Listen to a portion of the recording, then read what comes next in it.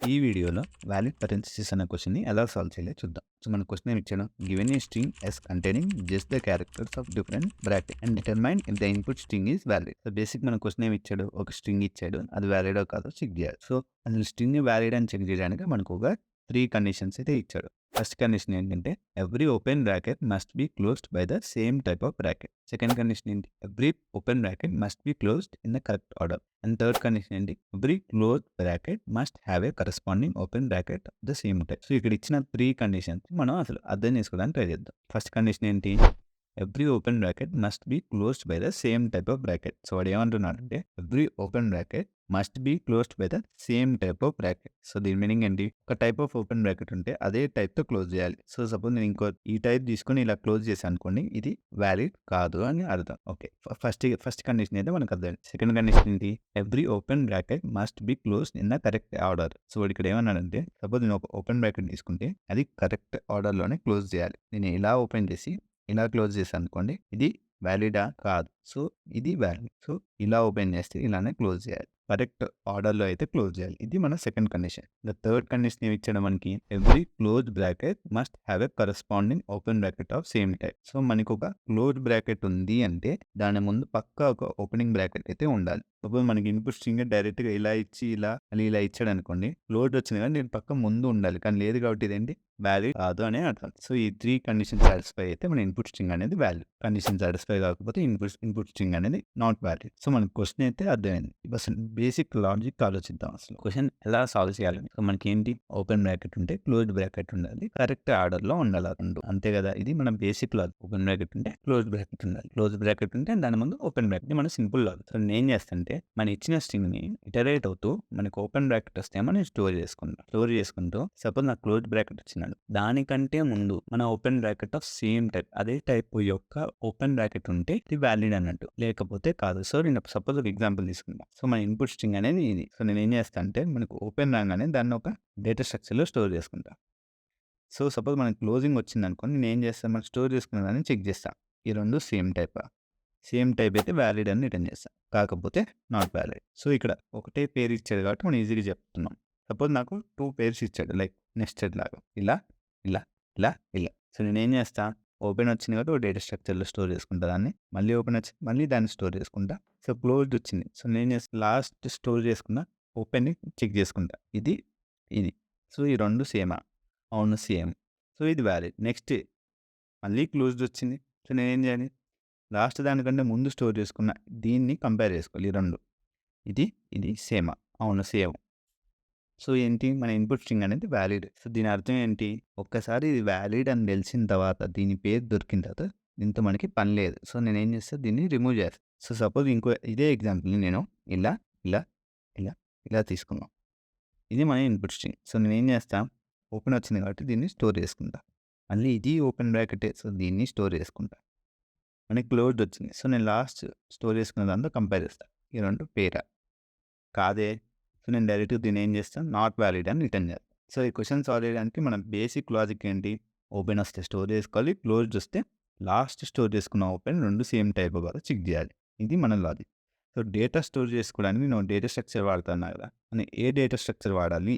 అంటే ఇక్కడ మనం ఆలోచించాల్సింది ఏంటి? ఒక్కసారి మనం లాస్ట్ స్టోర్ చేసింది కంపేర్ చేసిన తర్వాత అది వాలిడ్ అయితే దాంతో మనకి పని లేదు. దాంతో మనకి పని లేదు కాబట్టి ఏం చేస్తాం దీన్ని? రిమూవ్ చేస్తాం. సో, రిమూవ్ చేసినప్పుడు దీని మీనింగ్ ఏంటి? లాస్ట్ వచ్చిన దాన్ని ఫస్ట్ రిమూవ్ చేస్తున్నాం. Last in, first out.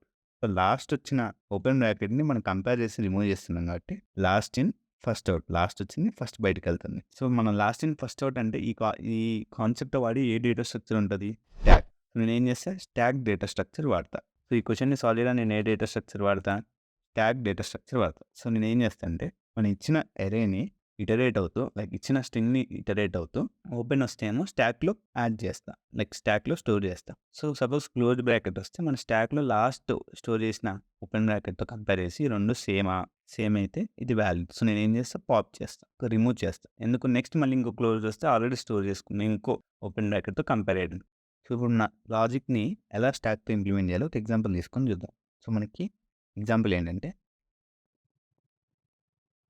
ఇది మన ఇన్పుట్ స్ట్రింగ్ ఎస్. సో, నేనేం చేస్తా? ఒక్కొక్క క్యారెక్టర్‌ని చెక్ చేసుకుంటా. ఇది ఏంటి? ఓపెనింగ్. సో, నేను ఓపెనింగ్‌ని ఏం చేస్తా? మన స్టాక్‌లో స్టోర్ చేసుకుంటా. స్టాక్‌లో యాడ్ చేశా. మళ్ళీ ఏమొచ్చింది? మళ్ళీ ఓపెనింగ్. మళ్ళీ స్టాక్‌లో యాడ్ చేశా. మళ్ళీ ఏమొచ్చింది? మళ్ళీ ఓపెనింగ్. సో, నేను దీన్ని మళ్ళీ స్టాక్‌లో యాడ్ చేస్తా. ఏంటప్పుడు టాప్‌లో ఇది, దాని తర్వాత ఇది, దాని తర్వాత ఇది. సో, ఇప్పుడు ఏమొచ్చింది మనకి? ఇంకా నెక్స్ట్ ఇటరేషన్‌లో మనకి ఏ వాల్యూ వచ్చింది? క్లోజ్డ్ బ్రాకెట్ వచ్చింది. సో, నేనేం చేస్తా? లాస్ట్ స్టాక్‌లో స్టోర్ చేసుకున్న వాల్యూని కంపేర్ చేస్తా. సో, ఇది మన కరెంట్ ఇండెక్స్‌లో ఉన్నది. సో, ఈ 2 సేమ్ టైపా? సేమ్ టైప్ అయితే దీన్ని నేను స్టాక్‌లో నుంచి రిమూవ్ చేస్తా. లేకపోతే ఏం చేస్తా? 2 సేమ్ టైప్ కాకపోతే దాని మీనింగ్ ఏంటి? అది వాలిడ్ పారెంథసిస్ కాదు అని అర్థం. సో, సపోజ్ నేను ఇలా స్టోర్ చేసుకున్నా అంటే దీని మీనింగ్ ఏంటి? ఈ 2 కరెక్ట్ పేర్ కాదు. సో, ఇది వాలిడ్ కాదు. సో, నేనేం చేస్తా? సపోజ్ 2 సేమ్ ఇక్కడ ఈ కేస్‌లో అయితే 2 సేమ్ ఉన్నాయి కాబట్టి దీన్ని స్టాక్‌లో నుంచి రిమూవ్ చేస్తా. దట్ మీన్స్ పాప్ చేస్తా. సో, 2 సేమ్ ఉన్న తర్వాత నెక్స్ట్ ఇటరేషన్‌లో మన స్టాక్‌లో ఏమి స్టోర్ అయిద్ది? ఇది, ఇది. సో, మళ్ళీ నెక్స్ట్ ఇండెక్స్‌లో ఇదేంటి? Closed bracket. సో, నేనేం చేస్తా? మళ్ళీ మన స్టాక్ టాప్ ఎలిమెంట్‌ని కంపేర్ చేసుకుంటా. 2 సేమ్ టైపా? ఇది, ఇది. 2 సేమ్ టైప్ కాబట్టి నేనేం చేస్తా? దీన్ని పాప్ చేస్తా. సో, లాస్ట్‌కి మన స్టాక్‌లో ఏముంది? ఒక ఓపెనింగ్ బ్రాకెట్ ఉంది. నా లాస్ట్ ఇండెక్స్ దగ్గరికొచ్చా. ఈ 2 సేమ్ టైపో కాదో చెక్ చేస్తా. సో, ఇది మన లాస్ట్ ఇండెక్స్. 2 సేమ్ టైపా? Same type. సో, మళ్ళీ ఏం చేస్తాను? దీన్ని పాప్ చేస్తా. సో, బై ద టైమ్ మన స్ట్రింగ్ మొత్తం ట్రావెల్ చేసిన తర్వాత మన స్టాక్‌లో ఏం వాల్యూస్ ఉన్నాయి? ఏమీ లేదు. So, stack is empty. So, ఇప్పుడు మనం ఇచ్చిన స్ట్రింగ్ మొత్తం ట్రావెల్ చేసిన తర్వాత మన స్టాక్ ఎంప్టీ అయిందంటే దాని మీనింగ్ ఏంటి? మనం ఇచ్చిన స్ట్రింగ్ అనేది వాలిడ్ అన్నట్టు. మన స్టాక్ ఎంప్టీ కాకపోతే మనం ఇచ్చిన స్ట్రింగ్ వాలిడ్ కాదు. నేను ఇంకో ఎగ్జాంపుల్ తీసుకొని మీకు సింపుల్‌గా ఎక్స్‌ప్లెయిన్ చేస్తా. సో, ఈ ఎగ్జాంపుల్‌లో ఇలా ఇది. సో, ఇది మన ఎగ్జాంపుల్. సో, నేనేం చేస్తానంటే దీనికి ఒక్కో క్యారెక్టర్ ట్రావెల్ చేస్తూ స్టోర్ చేసుకొని వెళ్తా. ఇది ఓపెనింగ్ కాబట్టి నేనేం చేస్తా? మన స్టాక్‌లో స్టోర్ చేస్తా. స్టోర్ చేసి దాని తర్వాత నెక్స్ట్ ఇండెక్స్ ఇది ఓపెనింగ్. సో, దీన్ని స్టోర్ చేస్తా. Store in the sense push చేస్తా. సో, ఇప్పుడు మనకేమొచ్చింది? క్లోజింగ్ బ్రాకెట్ వచ్చింది. సో, నేనేం చేస్తా? మన టాప్ ఎలిమెంట్‌తో కంపేర్ చేస్తా. ఇది, ఇది. ఈ 2 సేమ్ టైపా? కాదు. సో, దీని మీనింగ్ ఏంటి? మనం ఇచ్చిన స్ట్రింగ్ అనేది నాట్ ఎ వాలిడ్ పారెంథసిస్ అన్నట్టు. నేను రిటర్న్ చేస్తా ఫాల్స్. సో, ఈ రకంగా అయితే క్వెషన్ సాల్వ్ చేస్తాం. సో, మన బేసిక్ కాన్సెప్ట్ వాడి క్వెషన్ ఎలా సాల్వ్ చేయాలో చూసాను. సో, ఇప్పుడైతే దీన్ని కోడ్ చేద్దాం. సో, ఇక్కడ మన సొల్యూషన్ చూస్తే నేను ఒక డిక్షనరీ అయితే తీసుకున్నా. ఏం డిక్షనరీ? డిక్షనరీలో కీ వాల్యూ పేర్స్ ఉంటాయి కదా! మన డిక్షనరీలో కీ వాల్యూ పేర్స్ ఉంటాయి. ఇక్కడ కీ ఏమో క్లోజింగ్ బ్రాకెట్, వాల్యూ ఏమో ఓపెనింగ్ బ్రాకెట్. ఎందుకు? మన మన ఇచ్చిన స్ట్రింగ్‌లో ఇటరేట్ అవుతున్నప్పుడు మన క్లోజింగ్ బ్రాకెట్ వస్తే ఓపెన్ బ్రాకెట్ ఉందో లేదో చెక్ చేసుకోవాలి కాబట్టి నేను ముందే ఒక డిక్షనరీ క్రియేట్ చేసుకొని పెట్టుకున్నా. అండ్ ఆల్సో ఒక ఎంప్టీ స్టాక్ అయితే తీసుకున్నా. సో, నేను ఒక్కొక్క ఇండెక్స్ స్ట్రింగ్‌లో ట్రావెల్ చేస్తూ చెక్ చేస్తున్నా. ఓపెనింగ్ బ్రాకెట్ అయితే మన స్టాక్‌లో పుష్ చేస్తున్నా. అంటే స్టాక్‌లో యాడ్ చేస్తున్నా. ఓపెనింగ్ బ్రాకెట్ కాకపోతే ఎల్స్ కేస్ అయితే నేనేం చేస్తా? ఇప్పుడు మన వాల్యూ అయితే క్లోజింగ్ బ్రాకెట్. సో, నేనేం చేస్తా? ఓపెనింగ్ బ్రాకెట్ ముందు వచ్చిందో లేదో చెక్ చేసుకుంటా. ఎలా? సో, మన ఓపెనింగ్ బ్రాకెట్‌ని వాల్యూ అనే దానిలో స్టోర్ చేసుకొని చెక్ చేస్తా. మన స్టాక్‌లో లాస్ట్ స్టోర్ చేసుకున్న వాల్యూ మన ఓపెనింగ్ బ్రాకెటా? కాకపోతే రిటర్న్ ఫాల్స్. అయితే ఏం చేస్తా? పాప్ చేస్తా. సో, ఈ రకంగా ఒక్కొక్క ఇండెక్స్ లైక్ ఒక్కొక్క క్యారెక్టర్‌ని చెక్ చేసుకుంటూ వస్తా. ఆ క్యారెక్టర్ ఓపెనింగ్ బ్రాకెట్ అయితే స్టాక్‌లో స్టోర్ చేసుకుంటా. లేకపోతే అది క్లోజింగ్ బ్రాకెట్ అయితే నేను ఓపెనింగ్ బ్రాకెట్ ఉంటే దాన్ని కంపేర్ చేసుకుంటా. ఈ 2 సేమ్ టైపా? కాదా? సేమ్ టైప్ కాకపోతే రిటర్న్ ఫాల్స్ చేస్తా.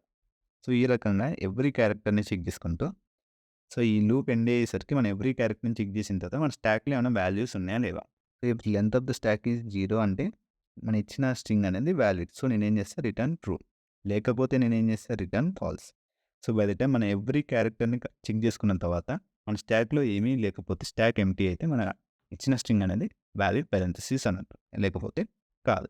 సో, ఈ రకంగా అయితే ఈ క్వెషన్‌ని సాల్వ్ చేయొచ్చు. సో, ఇక్కడ ఈ క్వెషన్‌లో టైమ్ కాంప్లెక్సిటీ ఏంటి అంటే బిగ్ O ఆఫ్ n. ఎందుకు?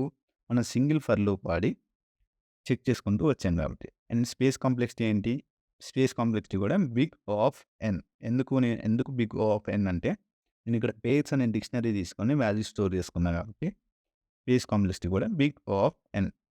సో, ఈ రకంగా అయితే ఈ క్వెషన్‌ని సాల్వ్ చేయొచ్చు. ఈ వీడియో మీకు హెల్ప్ అయితే వీడియోని లైక్ చేయండి అండ్ మన ఛానల్‌ని సబ్స్క్రైబ్ చేసుకోండి. Thanks for watching. By by.